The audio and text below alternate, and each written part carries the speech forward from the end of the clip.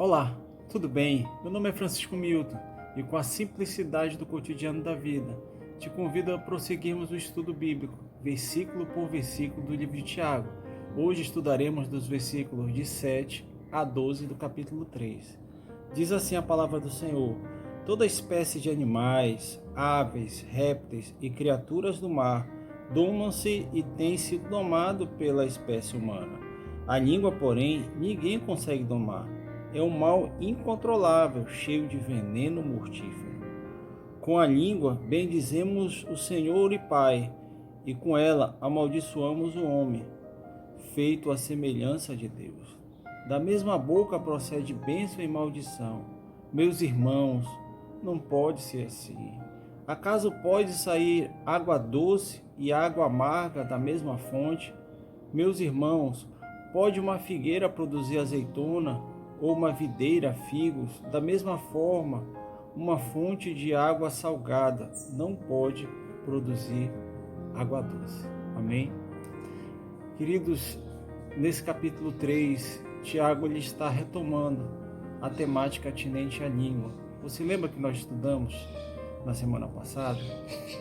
A língua como fonte de amargura, de dor, a língua incendiária, a língua que fere. E agora Tiago ele está tratando da mesma temática, dizendo, olha, a língua ela é indomável, ninguém controla a língua. O homem controla os animais da terra, os animais do mar, mas não consegue controlar a língua. Então ele vai dizer, olha, a língua ela é incoerente, porque a língua nós utilizamos para bendizer o Senhor, mas também utilizamos para amaldiçoar as pessoas. Não seja dessa forma, Tiago vai nos dizer. Ele vai dizer, olha, a língua ela não pode ser uma fonte de água doce e de água salgada. Meus irmãos, não sejam assim. Não utilize a língua como fonte de bênção, mas também de maldição. Não sejam assim, diz Tiago. Nós conseguimos até ver talvez as lágrimas de Tiago ao dizer novamente, meus irmãos, não sejam assim.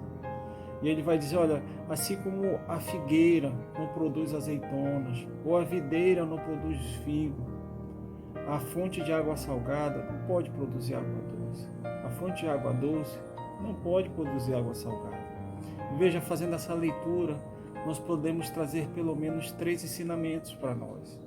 O primeiro seria a situação de um check-up. Sim, um check-up no coração. Mas Jesus ele vai nos falar em Mateus 12, versículo 34, que a boca fala daquilo que o coração está cheio. Se a boca está cheia de amor, verdadeiramente é porque o nosso coração está transbordando de amor. Mas se a nossa língua, a nossa boca está cheia de maldição, está cheia de palavras que ferem as pessoas, verdadeiramente então o nosso coração ele está repleto de maldições. Então nós devemos o que? Buscar ao Senhor. Senhor, me sonda, Senhor, eu sei que Tu me conheces. Vê se há algo em mim, algo no meu coração mal, me limpa, Senhor, me salva, Senhor, como diz o salmista. Me limpa dessas veredas malditas, Senhor, desses caminhos que não levam a Ti. Me leva para os caminhos de Cristo, o caminho, a verdade e a vida, porque eu quero ser um instrumento, Pai, um instrumento de amor nessa terra.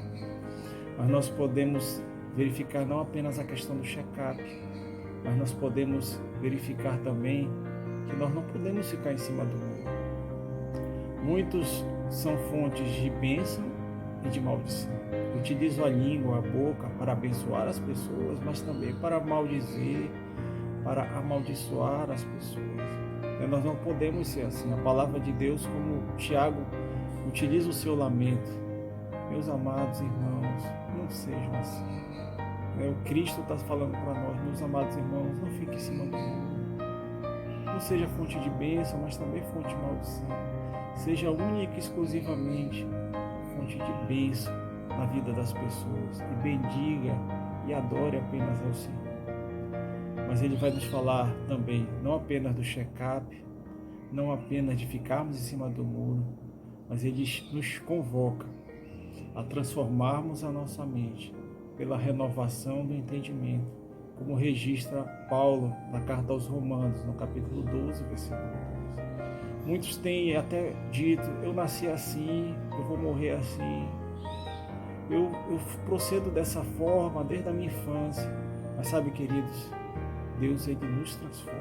O Senhor, Ele transforma a nossa mente pela renovação que nós obtemos na Sua palavra. É hora de nós mergulharmos na palavra do Senhor e de pedir: Senhor, eu quero ser uma pessoa diferente, eu quero ser transformado pela Tua palavra, eu quero ser revestido pelo amor de Cristo. E verdadeiramente Ele assim procede. Veja, então nós temos o check-up do coração, temos de não termos mais a situação de ficarmos em cima do muro, e temos também o ensinamento de renovarmos a nossa mente. E sabe, meditando sobre essa palavra, o Senhor me trouxe à memória Mateus, capítulo 8, né, quando Jesus adentra em Cafarnaum, e ele vai ter encontro com um homem de guerra, um homem que travou muitas lutas, né, um centurião romano. Mas ao contrário do que possa parecer, aquele centurião romano não era mais um homem de guerra, era agora um pequenino de Cristo. Ele já tinha sido impactado pelas palavras de Cristo, pelo testemunho de amor de Jesus. E agora, como um pequenino, ele se achega a Jesus, quando Jesus adentra em Cafarnaum e diz: Senhor, eu tenho um servo que está paralisado em casa, está muito doente, ele precisa de ti, precisa ser curado. E Jesus, ao ouvir aquelas palavras, diz: me leve até ele. E aí o centurião romano, já tendo sua vida transformada, revestido de humildade, diz: Senhor, eu não sou digno que tu entres em minha casa, Senhor. Senhor, eu sou um homem de guerra e sujeito à autoridade. Quando eu digo para meus soldados: vão, eles vão. Quando eu digo para eles: retrocedam, eles retrocedem.